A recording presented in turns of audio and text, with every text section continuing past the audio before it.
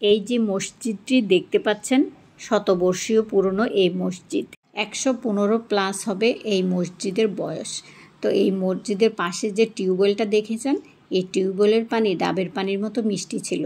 আর এই মসজিদের পাশেই ইমাম সাহেবের থাকার জন্য ছোট্ট একটা বাংলা ঘর করে দেওয়া হয়েছে। আর এই মসজিদের চারপাশে যে নারকেল, সুপারি আর কাঁঠাল গাছ দেখতে পাচ্ছেন, আম গাছও ছিল, এগুলো যে দেখতে পাচ্ছেন এগুলো সব এই মসজিদের জায়গায়। এই মসজিদটি যিনি নির্মাণ করেছেন তিনি হচ্ছেন আমার দাদা শ্বশুরের চাচাতো ভাই। উনি তৎকালীন রেঙ্গুনে চাকরি করতেন। গ্রামবাসীরা ওনাকে আদর করে সাহেব বলে ডাকতেন।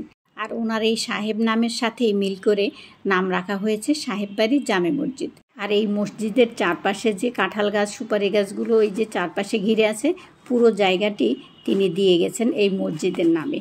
এখান থেকে যে কাঁঠাল, সুপারি, নারিকেল এগুলো বিক্রি হয়, সেই বিক্রির টাকা মসজিদের সংস্করণের জন্য রেখে দেওয়া হয়। এখন তো অনেক পুরনো হয়েছে, অনেকগুলো গাছ কেটে ফেলা হয়েছে, যার জন্য ফাঁকা দেখা যাচ্ছে। 2-4 গ্রাম থেকে আগে লোকজন জুমার নামাজ, ঈদের নামাজ পড়ার জন্য এই মসজিদে আসতো। এখন জায়গায় জায়গায় মসজিদ, অথচ মুসল্লি নাই। আর তখনকার দিনে মসজিদ ছিল কম, কিন্তু মুসল্লির অভাব ছিল না। পাশেই দেখতে পাচ্ছেন নতুন করে মসজিদ দেয়া হয়েছে। আমার দেবর, ভাসুর এরা বেশিরভাগ প্রবাসী, এরা বিভিন্ন দেশে থাকে। আর এই মসজিদ নতুন করে নির্মাণ করার জন্য ওনারা উদ্যোগ নিয়েছেন। আর এই মসজিদের বাইরে থেকে কিছুটা অনুদান এসেছে, বাকিটা ওনারাই দিয়েছেন, আমরাও দিয়েছি।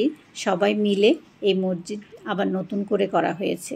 যেহেতু পুরনো মসজিদ, যখন তখন ছাদের প্লাস্টার খুলে যাচ্ছিল কিংবা বৃষ্টি আসলে পানি পড়ছিল, মুসল্লিদের নামাজ পড়তে অনেক কষ্ট হচ্ছিল, যার জন্য এই উদ্যোগ নেওয়া হয়েছে। আর এই যে বাড়িটা দেখতে পাচ্ছেন এটা আমার শ্বশুর বাড়ি। আমার এক দেবর, ও প্রবাসে থাকে, তো ও জানে যে আমি ভিডিও করি, তো এই জন্য ও আমাকে বলেছিল যে ভাবি আপনি তো ভিডিও করেন, তো আমাদের এই শতবর্ষীয় এই মসজিদটি তো ভেঙে ফেলা হবে, তো আপনি একটা ভিডিও করে রাখবেন, স্মৃতি হিসেবে আমাদের থেকে যাবে। এই কথা শুনে পরে আমি ভিডিওটা করেছিলাম আরও 1.5 বছর আগে, কিন্তু আমার ফোনের গ্যালারিতে ভিডিওটা খুঁজে পাচ্ছিলাম না। আজকে হঠাৎ ভিডিওটা দেখতে পেয়ে ভাবলাম আপনাদের সাথে শেয়ার করি, আর আমার দেবরের মনটাকেও একটু খুশি করি।